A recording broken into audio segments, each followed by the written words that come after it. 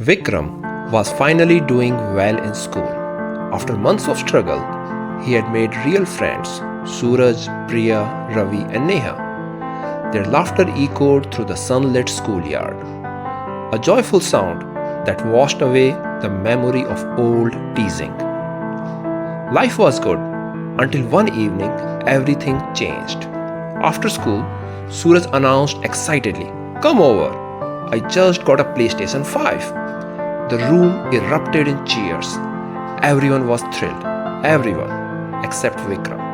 He smiled politely, but behind that smile was a quiet ache. That evening at Suraj's house, they took turns playing. The graphics were stunning, the sound was incredible, and Suraj, he was a natural. But Vikram, he sat in the corner watching. Shadows fell across his face. Something twisted inside him. Later at home, he asked softly, "Papa, can we please get a PlayStation?" His father paused, the question hanging heavy in the room. Then came the familiar answer, gentle but firm. "Beta, we have other priorities. I know you want it, but we just can't afford it." The answer wasn't new, but this time it stung deeper. Frustrated and angry, Vikram knelt before his small home altar. The soft diya light flickered beside him. With eyes closed, he whispered, "Hanumanji, this isn't fair. Why can't I have just this one thing?" In that strange space between sleep and dream, golden mist filled his room. A strong but gentle voice spoke, "Child, you have two paths." There stood Hanumanji, glowing, calm, his hand extended. His eyes were kind but firm.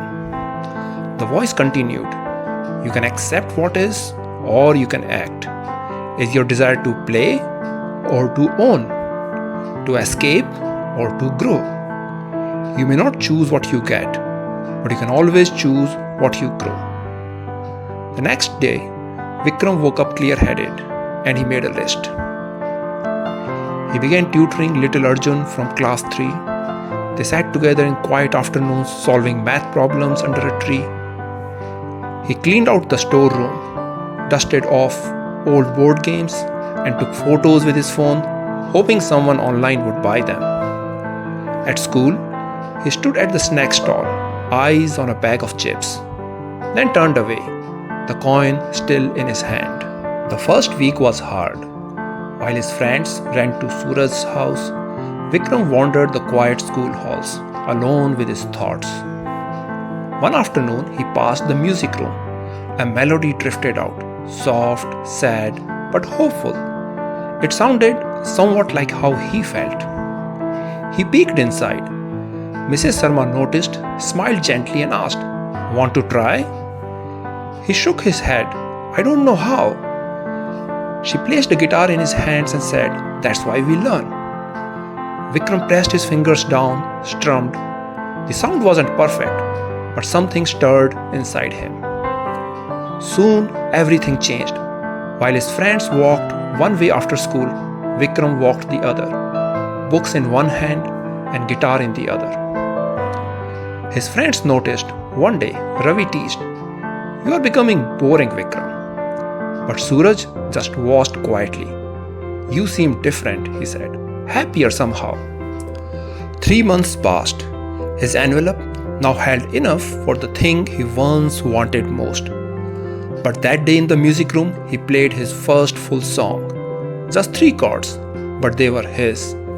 Mrs. Sharma clapped quietly from the corner. Walking home, he realized something strange. He hadn't thought about the PlayStation all week. That night, he sat on his bed, holding the envelope.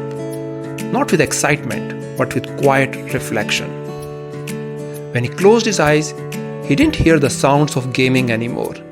He saw glowing guitar strings. He heard music.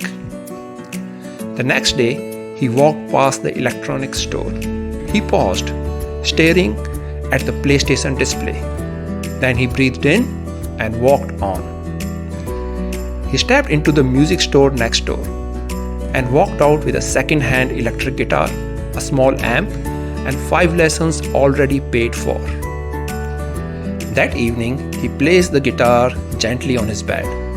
A small diya burned beside it. Vikram sat cross-legged, eyes closed in gratitude.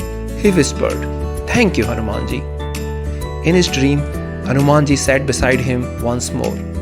Smiling at the shimmering guitar strings in golden light, he said, "You chose not what felt good, but what felt right." The next day, Vikram brought his guitar to school. During lunch, he played the simple song he had learned. His friends gathered around, amazed. Suraj leaned in and said, "That's incredible, Vikram. I never knew you could do that." Vikram smiled and replied, "I didn't either, until I tried." He no longer needed a controller in his hands, because this time he was the one making the music. Sometimes what we think we want is just life showing us what our heart has been waiting for. What music is waiting to be discovered in your heart? Like, comment, and subscribe for more inspirational stories.